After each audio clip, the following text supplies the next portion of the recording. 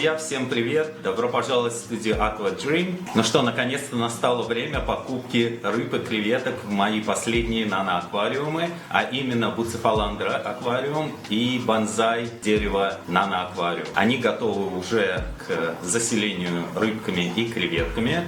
Наверное, я куплю и тех, и других, попробую запустить их вместе. И также я хочу добавить некоторых рыбок в свой большой кубический аквариум. Пока я еще не знаю, каких рыбок я хочу добавить, поэтому будем выбирать вместе. Мы вместе сегодня поедем на рынок и будем выбирать с вами рыбок. Также я хочу добавить несколько гурами в свой один прямоугольный аквариум и немножко неончиков. Также хочу добавить побольше в другой свой прямоугольный аквариум. Ну а в конце этого видео нас ждет с вами совсем маленький, крошечный проект. Поэтому смотрите видео до конца, не пропустите. Ну что, поехали на рынок?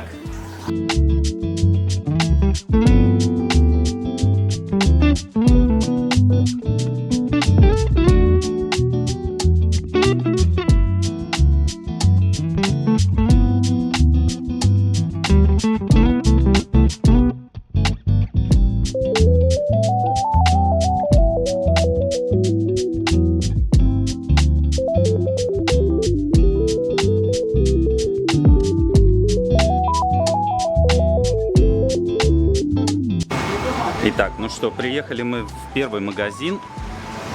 Посмотрим, что у них есть. Если ничего не понравится, тогда поеду в другой магазин. Здесь их много, к счастью. Но я уже вижу, что выбора рыб сегодня не очень много. Именно тех, которых я хотел бы купить. Я хочу каких-то мелкие виды, потому что аквариум маленький. Вот, кстати, бета. Петушки. Ну, петушок у меня есть. Больше не хочу петушка. Не очень я их люблю. Вот интересно, сколько они стоят. Мой баньо. Баньо мод. 50,000. 50,000. 50 тысяч донгов. Это $2. $2 за одного петушка.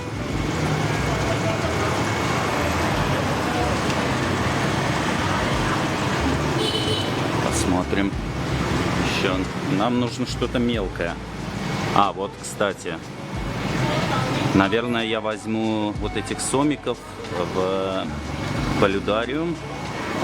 Туда я хочу только... Баня? 25 тысяч донгов за одного, это $1. $1 один сомик. For one. Yeah.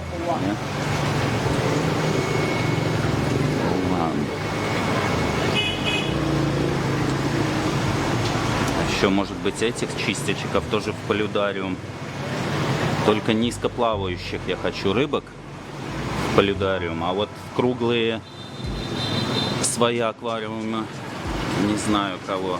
Эти будут слишком крупные. Как насчет гупешек? Посмотрите, какие гупи красивые. Может, несколько гупешек в один. В бонзай круглый. Желтых и красных. How much is this? 5,000 for one. Всего лишь 5000 донгов. Это даже меньше 50 центов за одну гупешку. Совсем дешево. Вот гупешки красивые и бюджетные. Так, сразу извиняюсь за шум. Мы возле дороги. Так, вот смотрите, какая скалярка красивая. Ну, скалярка, опять же, слишком крупная для наноаквариума. На то он и нано. Нам нужно что-то нано, совсем маленькое. Вот эти очень красивые рыбки, но их тоже только в большой какой-то аквариум. Эти тоже слишком большие. Видите, выбора не очень много. Неончики. Так. А вот, кстати, гурами. Но гурами у меня уже есть.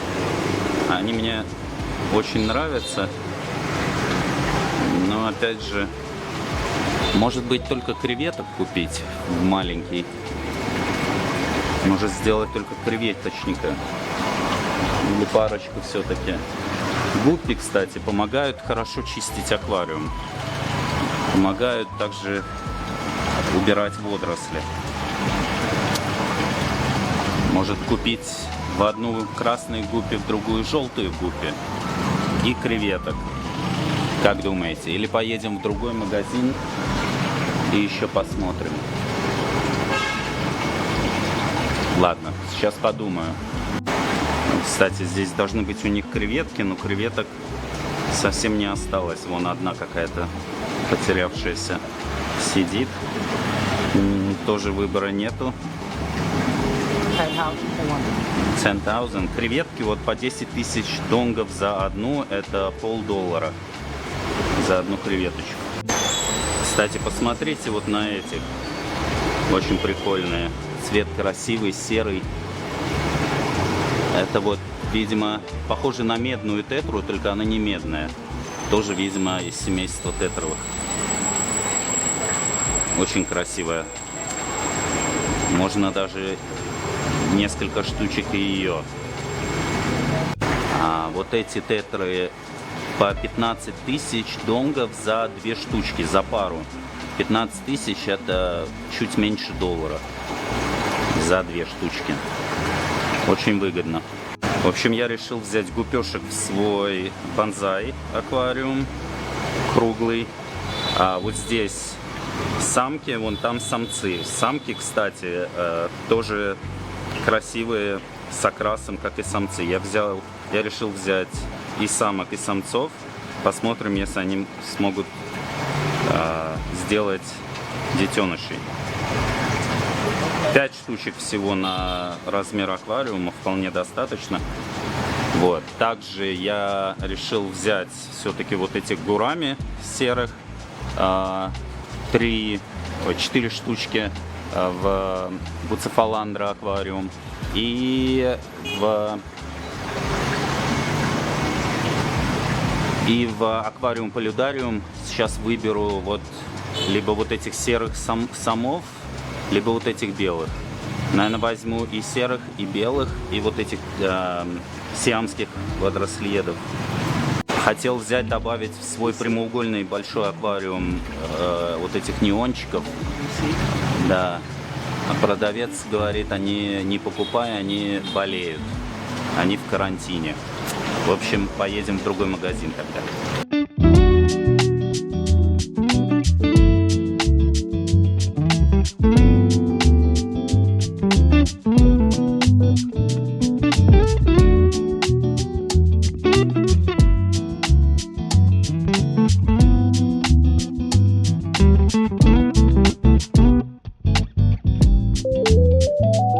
Упаковали все в пакет, поэтому нужно по-быстренькому поехать в другой магазин, купить еще неончиков дополнительно в прямоугольный аквариум. И, кстати, может, еще куплю тетр в другой свой прямоугольный аквариум дополнительно, а то там всего 2 у меня. И креветок. На этом все. Вот, кстати, заехал в еще один магазин, нет у них ни креветок, ни неончиков, но смотрите, кого я нашел. Вот они. Это как мой Марвел. Черепахи. Мелкие. Совсем маленькие. Греются под лампой. Друг на друге сидят башенкой. Красавчики. Я бы их всех забрал. И, кстати, в этом магазине какой большой выбор разных камней и дерева. Наверное, мой следующий маленький проект. Поеду сюда. Выберу что-нибудь из этого. О, смотрите, я заехал. Какие красивые рыбки. У меня вот такие оранжевые есть, а вот желтых и белых нет. Они как раз подходят по размеру для нанокруглого аквариума. Наверное, все-таки гупешек я запущу в свой кубический аквариум, старенький свой. Там только креветки у меня. А вот этих возьму как раз для бонсая. Очень они мне нравятся.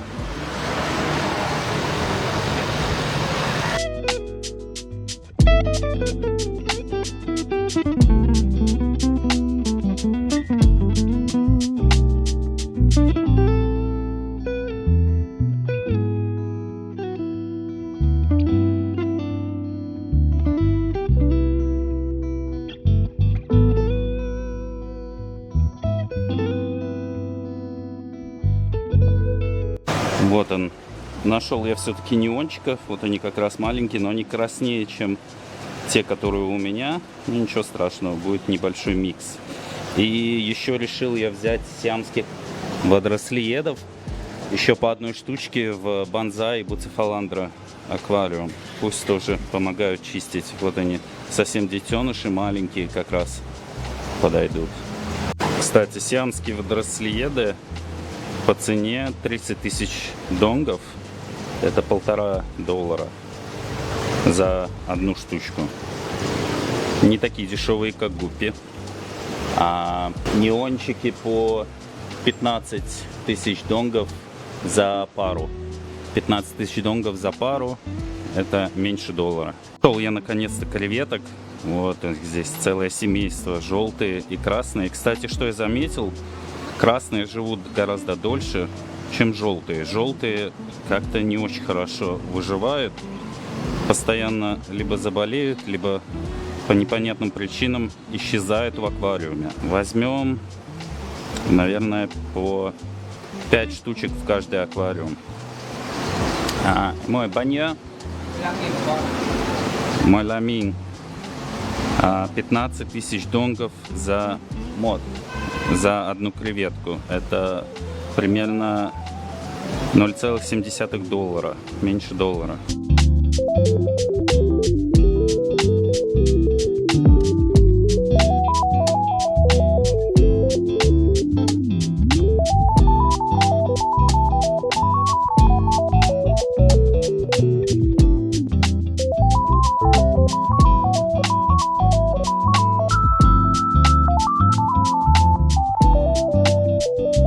Итак, друзья, вот он, Буцефаландра наноаквариум. Кто не видел видео постройки этого аквариума, смотрите в описании под этим видео, я оставлю ссылку.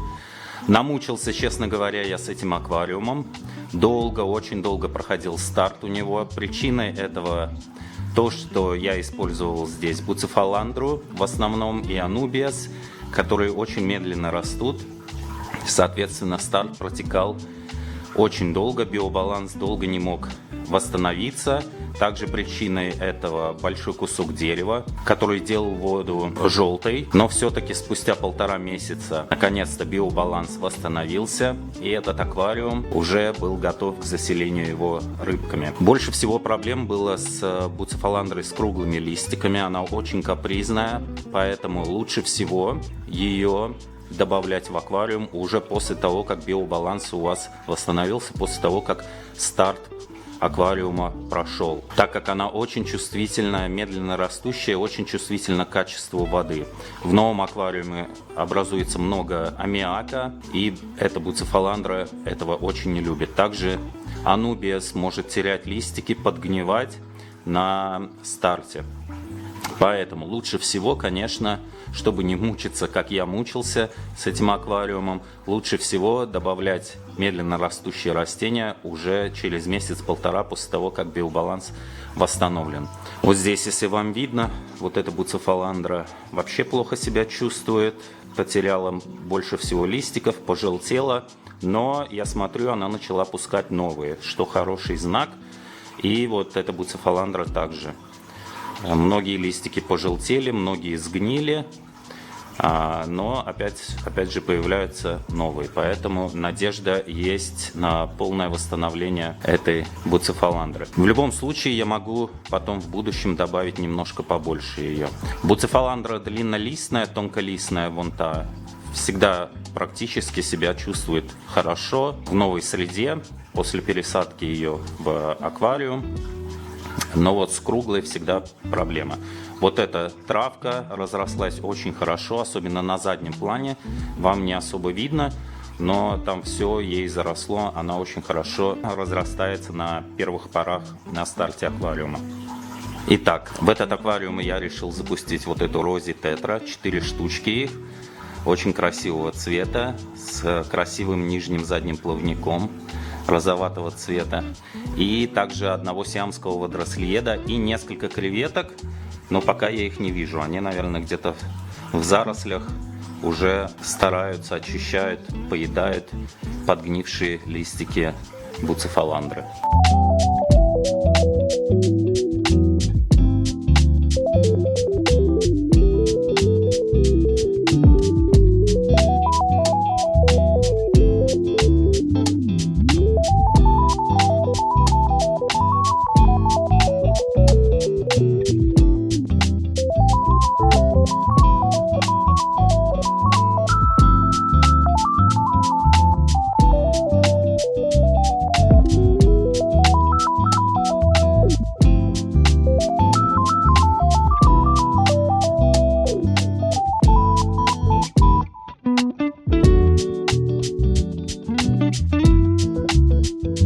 следующем у нас, как вы помните, бонсай дерево нано-аквариум. Кто не смотрел видео, ссылку также оставлю под этим видео.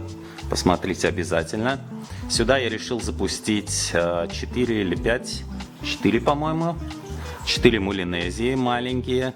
Одна пятнистая, белая и желтая. Сейчас будут проплывать, увидите их. И один сиамский водорослиед, а также 5 красных креветок.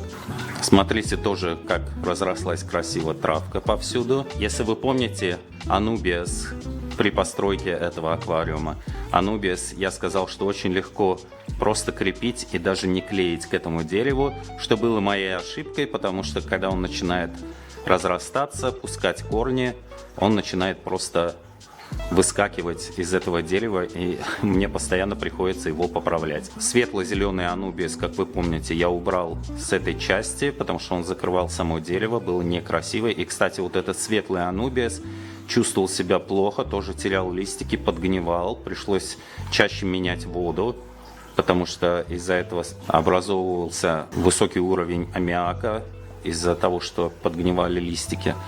Но в конце концов биосистема восстановилась, и сейчас анубиас чувствует себя прекрасно. Вот они, видите, мулинезии. Кстати, когда я их только запустил, у меня почему-то до сих пор биопленка была на дереве. Как я только запустил этих мулинезий, они сразу начали эту биопленку подъедать, чем они очень мне помогли. И также при постройке этого аквариума я вам сказал, что я купил Монте-Карло, но это оказался микрантемум. Видите, они очень похожи с Монте-Карло. Различие, как я уже понял, в том, что Монте-Карло стелится в основном ковриком, а микрантемум, он, видите, тянется наверх. Вот я сейчас дождусь, когда он достигнет своей максимальной высоты, потом попробую его постричь и опять посадить. После стрижки я надеюсь, что он будет расти короче и будет образовывать коврик. Также очень хорошее, как и Монте-Карло, растение, постоянно проходит фотосинтез, видите, постоянно пузырьки пускает, особенно после замены воды, очень много пузырьков образуется, очень красиво смотрится, как капельки воды.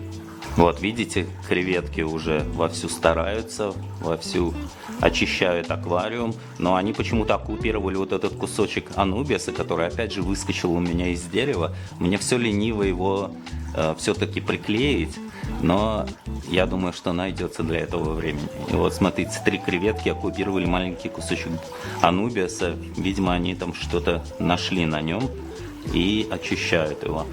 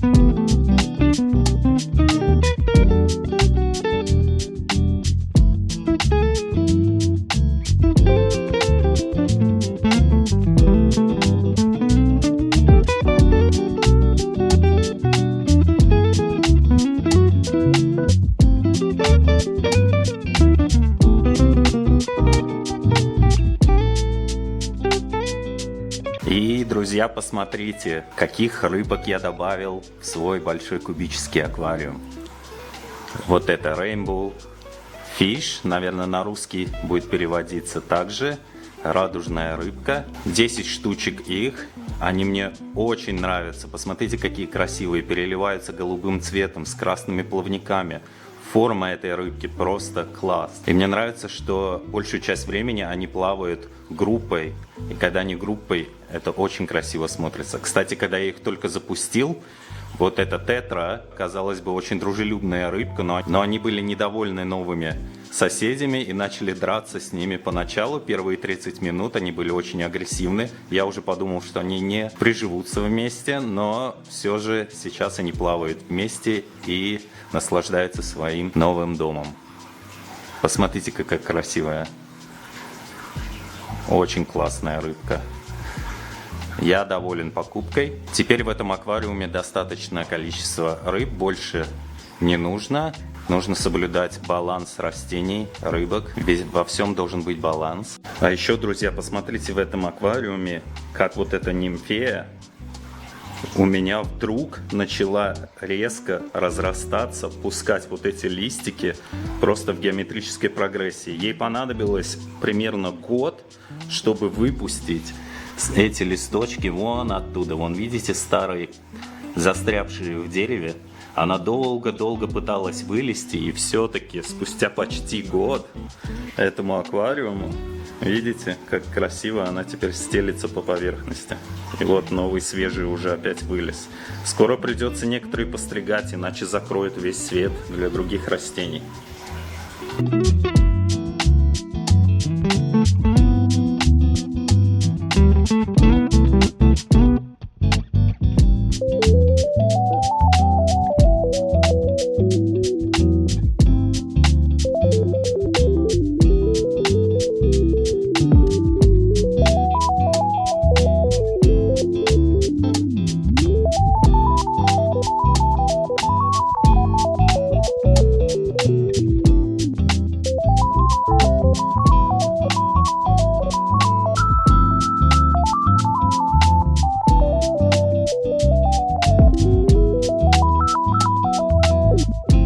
Итак, помните мой вот этот прямоугольный аквариум? Ему уже 1,5 года, и мне он не очень нравится, как в одном из моих видео я уже вам говорил. Мозолит мне глаза вот этот эхинодорус, который я, кстати, все же решил убрать и засадить другим растением. Смотрите в моем следующем видео. Добавил я сюда гурами.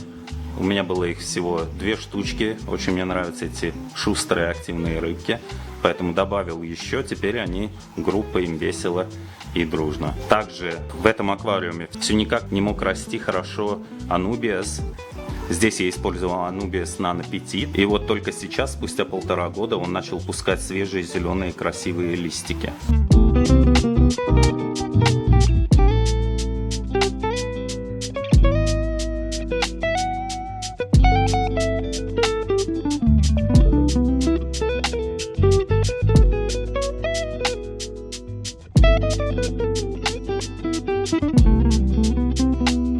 Обновление моего аквариума-полюдариума. Кто не видел видео, также ссылка будет в описании под этим видео.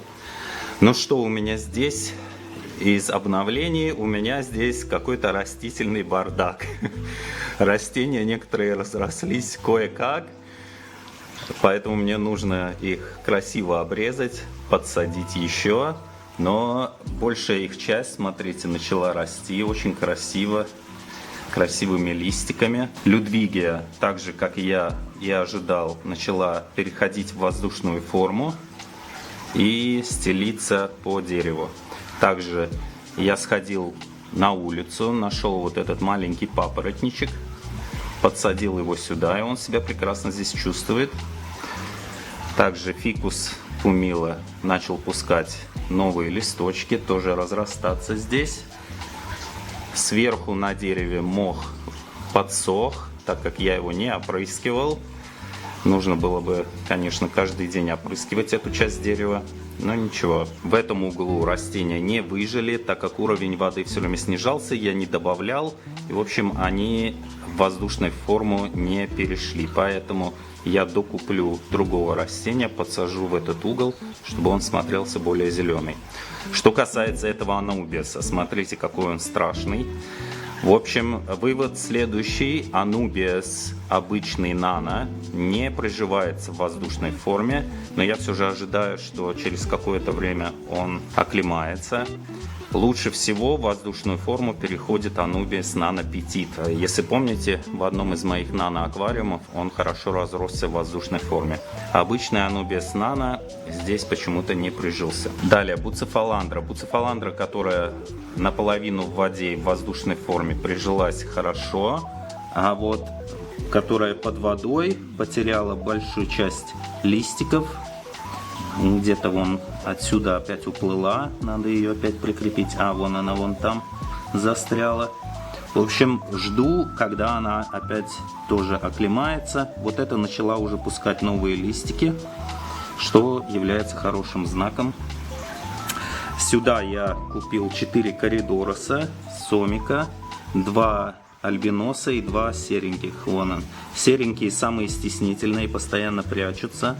А вот альбиносы всегда в паре плавают впереди. И вот как назло во время съемки их вдруг нет. Сейчас попробую найти.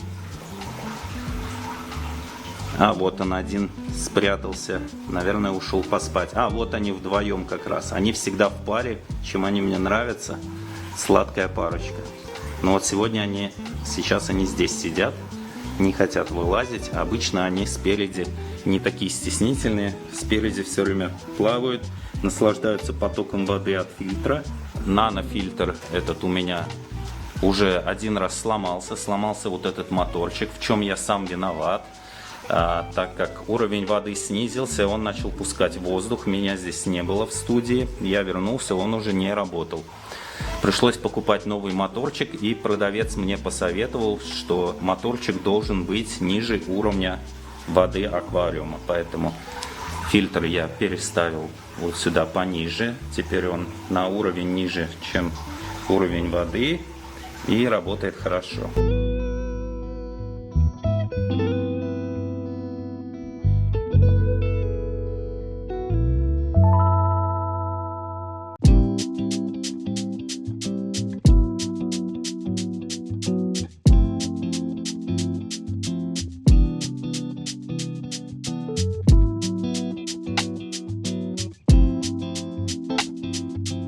Итак, в этот аквариум я подселил немножко неончиков.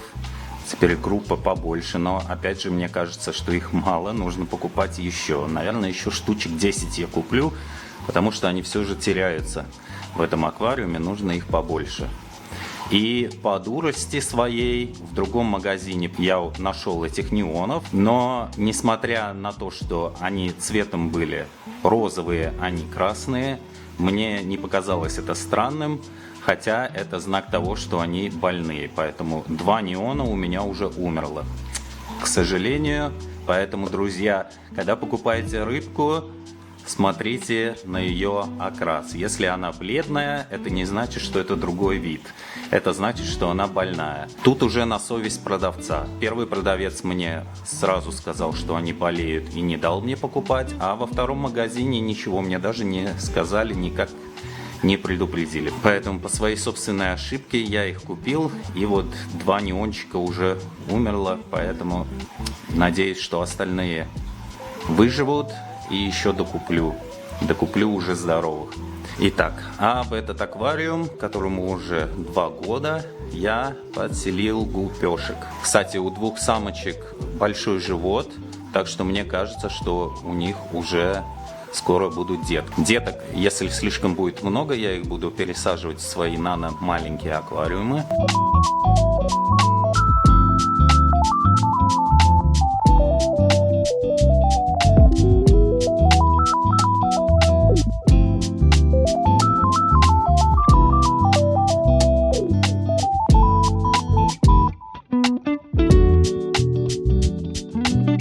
Ну а сейчас я хочу сделать совсем маленький проект. Вот этот маленький цилиндровый нано-аквариум. И в этот раз для этого малюсенького аквариума я хочу сделать сухой старт. Я купил вот такие семена с 2 разных магазинов. И, по-моему, это 2 разных вида ковровых растений, которые я сначала хочу вырастить с помощью сухого старта. Это 2 разных вида ковровых растений. Продавец не пишет название этого растения. Растение было куплено из 2 разных магазинов. Вот эти семена, картинку сейчас увидите на экране. И вот эти семена также картинка сейчас на экране. Я думаю, что я буду использовать вот эти семена, они смотрятся меньше, соответственно, аквариум очень маленький, цилиндровый, и я ожидаю, что листики у этого растения будут также микроскопические и маленькие. Ну что, давайте начнем. А за обновлением этого аквариума потом можно будет смотреть в моих следующих видео.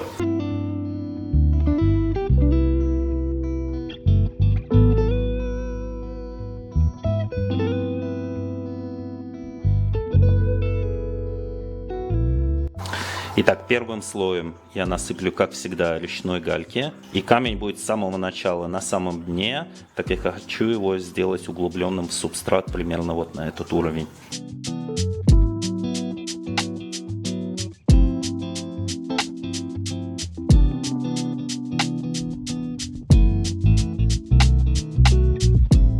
Теперь я засыплю совсем тонкий слой биогумуса и аквасойла. И на этом будет все.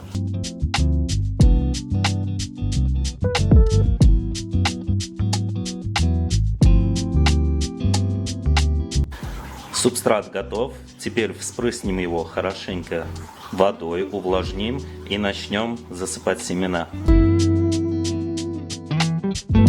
Честно говоря, не знаю, сколько нужно семян. Я думаю, что вот этого одного маленького пакетика должно быть достаточно.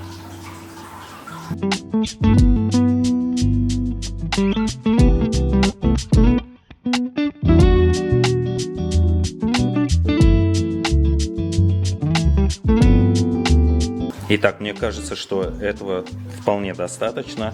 Даже одного пакетика не использовал, даже чуть-чуть осталось. Теперь еще раз спрыснем водой и накрою это все пленкой с несколькими дырочками для кислородного обмена.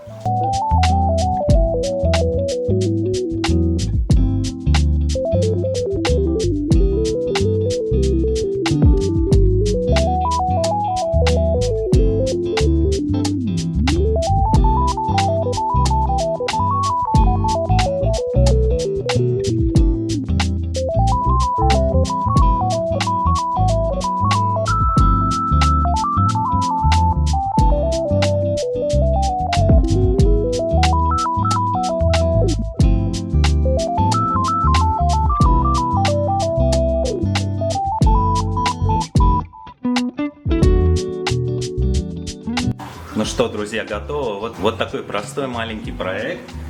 В описании для этих семян написано, что ростки уже появятся через 10 дней. Поэтому посмотрим. Надеюсь, что все взойдет и будет красивый зеленый ковер, которым в последующем будут наслаждаться креветки, конечно же. Ну а если вам понравилось это видео, не забудьте поставить лайк и не забудьте подписаться на мой канал, чтобы следить за обновлениями моих аквариумов. Пишите свои комментарии под этим видео с вопросами об аквариумах. Подписывайтесь на мою страничку в Instagram, куда я также выкладываю свои видео и фотографии обновлений своих аквариумов. И увидимся с вами снова в следующих проектах. Пока-пока!